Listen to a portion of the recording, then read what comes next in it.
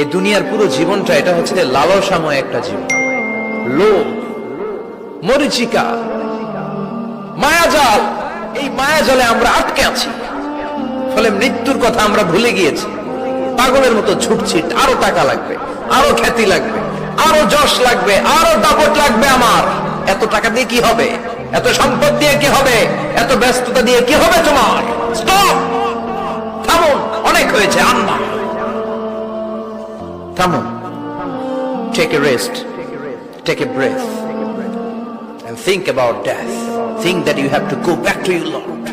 একটু বসেন না, একটু ভাবেন যে আমাকে চলে যেতে হবে, চলে যেতে হবে। এই কোলাহল, এই ব্যস্ততা, এগুলো থাকবে, থাকবো না আমি। সাইয়েদনা ওমর ফারুক বলেছেন, মুতু ক্বাবলা আন তামুতু, মরার আগে একবার মরো। হাসিবু ক্বাবলা আন তুহাসাবু আলাইকুম, তোমার হিসাব নেওয়ার আগে তুমি একবার নিজের হিসাবটা করো না। কাগজ বের করে একটু লিখো না কি কি ভালো কাজ করছিলা, যেগুলো দিয়ে নাজাতের ওসিলা হতে পারে। 1 2 3, আর কি কি আকাম কুকাম করছো দেখো না, লিখে দেখো তোমার অবস্থাটা কি। মরার আগে একবার মরো। মরার আগে খাটের মধ্যে শুয়ে শটান করে চোখ বন্ধ করে একবার মরার ভান করে দেখেন কেমন লাগে।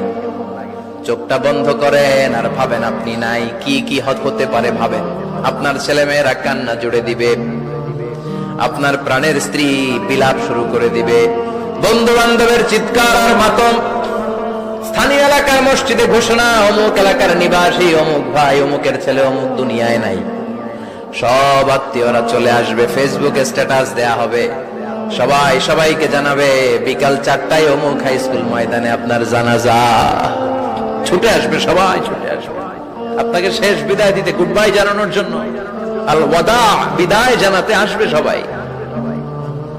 4 তাকবীর দিয়ে আপনার জানাজা হবে, অশ্রুসিক্ত জানাজায় আপনার বিদায় হবে। কাঠের খাটিয়ার মধ্যে করে কাঁধে তুলে আপনারে কবরে নেওয়া হবে।